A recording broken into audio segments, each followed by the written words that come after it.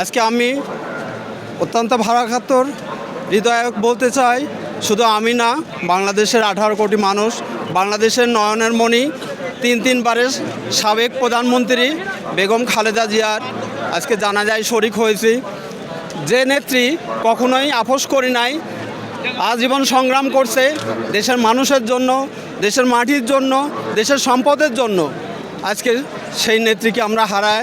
18 কোটি মানুষ আজকে আমরা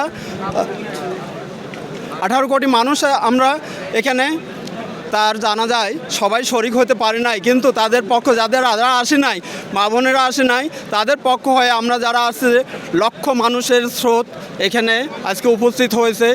তিনি ছিলেন আপসহীন। আপসহীন সবার নামের আগে আসে না। আপসহীন হতে হলে তাকে ত্যাগ স্বীকার করতে হয়, দেশের মাটিকে ভালোবাসতে হয়, দেশের মানুষকে ভালোবাসতে হয়, দেশের সম্পদকে ভালোবাসতে হয়, তখনই আপসহীন হওয়া যায়। আজকে কোনো বিরিয়ানির প্যাকেট দেওয়া হয় নাই। যারা বলে যে বিরিয়ানির প্যাকেট টাকা দিয়ে লোক ভাড়া করে জানা যায় লোক হাজির করেছে, তাদেরকে এসে দেখে যেতে যায়।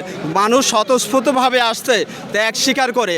আল্লাহর অসীম রহমত, গতকাল যে শীত ছিল আজকে কিন্তু সেই শীত নাই। আজকে সেই শীত নাই। যে নেত্রী তুচ্ছ ঘটনা নিয়ে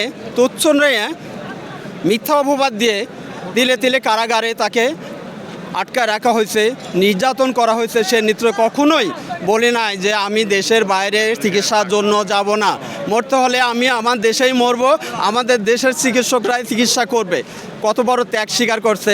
ইনশাল্লাহ যে শহীদ প্রেসিডেন্ট জিয়াউর রহমান যেমন আদর্শবান ছিল, খালেদা জিয়া যেমন আদর্শবান ছিল, ইনশাল্লাহ বিএনপি তারেক রহমান ঠিক তার যোগ্য নেতৃত্বে দলকে সামনের দিকে এগিয়ে যাবে। আমার আশেপাশে সব ভাইরা আসছে, সবাই শহীদ জিয়ার সৈনিক, দেশকে ভালোবাসে, দেশের মাটিকে ভালোবাসে, দেশের সম্পদকে ভালোবাসে। আজকে তারা সমবেত হয়েছে। আমি সবার পক্ষ থেকে